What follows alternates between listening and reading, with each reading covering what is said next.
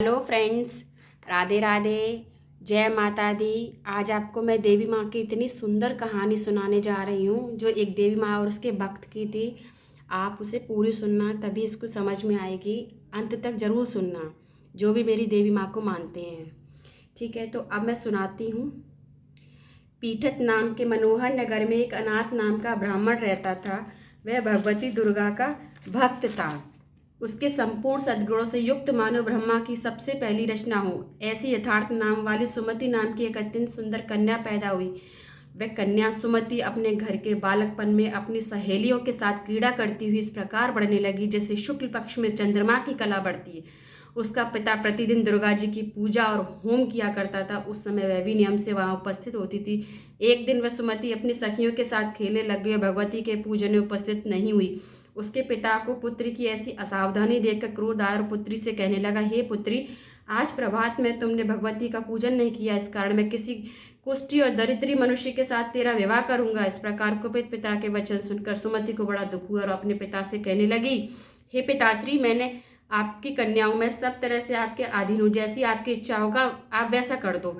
रोगी, कुष्ठी अथवा और किसी के जैसे तुम्हारी इच्छा हो मेरा विवाह कर सकते हो। वही जो मेरा भाग्य में लिखा है, मेरा तो इस पर पूरा विश्वास है। मनुष्य न जाने कितने मनोरथों का चिंतन करता है, पर होता वही है जो भाग्य में विधाता ने लिखा है। जो जैसा करता है उसको फल भी उसी कार्य कर्म के अनुसार ही मिलता है, क्योंकि कर्म करना मनुष्य के अधीन है पर फल देव के अधीन। जैसे अग्नि में पड़े हुए तृणादि उसको अधिक प्रदीप्त कर देते, उसी तरह अपनी कन्या के ऐसे निर्भयता से कहे हुए वचन सुनकर ब्राह्मण को और अधिक क्रोध आया। तब उसने अपनी कन्या का विवाह एक कोड़ी से कर दिया और अत्यंत क्रुद्ध होकर पुत्री से कहने लगा कि जाओ जाओ, जल्दी जाओ, अपने कर्म का फल भोगो। देख, केवल भाग्य भरोसे रहकर क्या करती। इस प्रकार से कहे हुए पिता के कटु वचनों को सुनकर सुमति अपने मन में विचार करने लगी,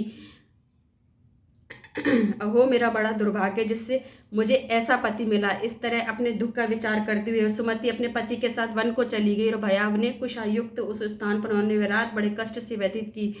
उस गरीब बालिका की ऐसी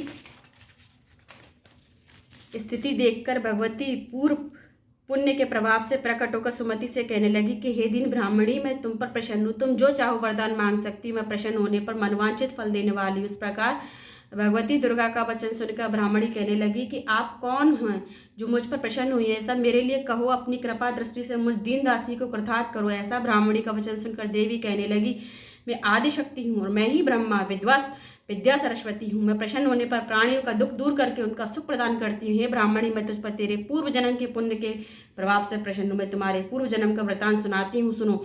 तुम पहले जन्म में भील की स्त्री थी और अति पतिव्रता थी। एक दिन तेरे पति निषाद ने चोरी करने के कारण तुम दोनों को सिपाहियों ने पकड़ लिया और ले जाकर जेल खाने में डाल दिया। उन लोगों ने तेरे को और तेरे पति को भोजन नहीं दिया। इस प्रकार नवरात्र के दिनों में तुमने ना तो कुछ खाया ना ही जल पिया। इस प्रकार 9 दिन व्रत नवरात्र का व्रत हो गया। हे ब्राह्मणी, उन दिनों में जो व्रत हुआ उस व्रत के प्रभाव से प्रसन्न होकर तुम्हें मनवांचित वर दे रही हूँ।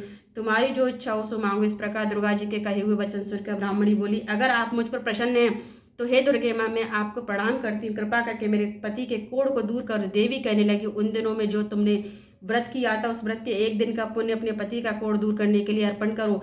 मेरे प्रभाव से तेरा पति कोढ़ से रहित और सोने के समान शरीर वाला हो जाएगा। ब्रह्मा जी बोले। इस प्रकार देवी का वचन सुनकर वह ब्राह्मणी बहुत प्रसन्न हुई और पति को निरोग करने की इच्छा से ठीक ठीक है ऐसे बोली। तब ये उसके पति का शरीर भगवती दुर्गा की कृपा से कुष्ठीन होकर अति कांति युक्त हो गया, जिसकी कांति के सामने चंद्रमा की कांति भी क्षीण हो जाती है। वह ब्राह्मणी पति की मनोहर देह को देखकर देवी को अति पराक्रमी वाली समझकर स्तुति करने लगी, हे दुर्गे, आप दुर्गत को दूर करने वाली, तीनों जगत का संताप हरने वाली, समस्त दुखों को दूर करने वाली, रोगी मनुष्य को निरोग करने वाली, प्रसन्न होने पर मनवांचित वस्तु को देने वाली और दुष्ट मनुष्यों का नाश करने वाली हो। तुम ही सारे जगत की माता हो, पिता हो। हे अम्बे, मुझ अपराध रहित अबला को मेरे पिता ने कुष्ठ रोगी के साथ विवाह कर मुझे घर से निकाल दिया। उसकी निकाली पृथ्वी पर घूमने लगी। आपने ही मेरा सापत्य रूप समुद्र से उद्धार किया है। देवी, मैं आपको प्रणाम करती हूँ, मुझ दीन की रक्षा कर। ब्रह्मा जी बोले, हे बृहस्पति। इस प्रकार उस सुमति ने मन से देवी की बहुत स्तुति की।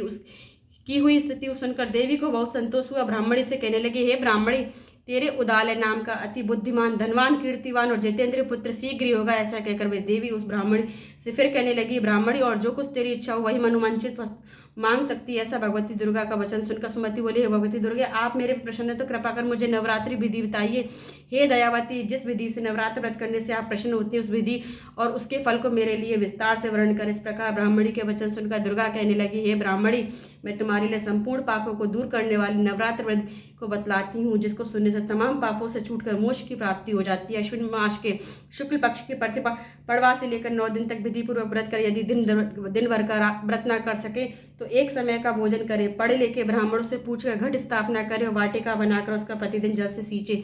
महाकाली, महालक्ष्मी और महासरस्वती इनकी मूर्तियां बनाकर उनकी नित्य विधि सहित पूजा करें। पुष्पों से विधि पूर्वक अर्घ दें। विजोरा के फूल से अर्घ देने से रूप की प्राप्ति होती है। जायफल से कीर्ति से दाग से कार्य की सिद्धि होती है। आंवले से सुख और केले से भूषण की प्राप्ति होती है। इस प्रकार फलों से अर्घ देकर यथाविधि हवन करें। खांड, घी, गेहूं सहित जौ, तिल, बिंब, नारियल, दाख और कदम इनसे हवन करें। गेहूं से होम करने से लक्ष्मी की प्राप्ति होती है।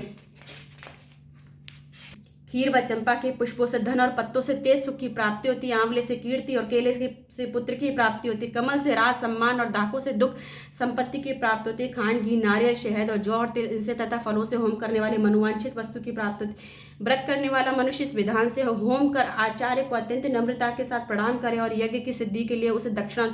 इस महाव्रत को पहले बताई हुई विधि के अनुसार जो कोई करता है उसके सब मनोरथ सिद्ध हो जाते हैं। इसमें तनिक भी संशय नहीं। इन 9 दिनों में जो कुछ दान दिया जाता है उसका करोड़ों गुना फल मिलता है। इस नवरात्र के व्रत करने से अश्वमेध यज्ञ का फल मिलता है। हे ब्राह्मणी, इस संपूर्ण कामनाओं को पूर्ण करने वाले उत्तम व्रत को तीर्थ, मंदिर अथवा घर में ही विधि के अनुसार करें। ब्रह्मा जी बोले कि हे बृहस्पति, इस प्रकार ब्राह्मणी को व्रत की विधि और फल बताकर देवी अंतर्ध्यान हो गई। जो मनुष्य या स्त्री इस व्रत को भक्तिपूर्वक करता है वह श्लोक में सुख भोग कर अंत में दुर्लभ मोक्ष को प्राप्त होता है। बृहस्पति, इस दुर्लभ व्रत का महात्मा मैंने तुम्हारे लिए बतलाया। ऐसा ब्रह्मा जी के वचन सुनकर बृहस्पति जी आनंद के कारण रोमांचित हो गए। ब्रह्मा जी से कहने लगे, हे ब्रह्मा जी, आपने मुझ पर अति कृपा की जो अमृत के समान इस नवरात्रि व्रत का महात्मा सुना है। प्रभु, आपके बिना और कौन इस महात्मा को सुना सकता है।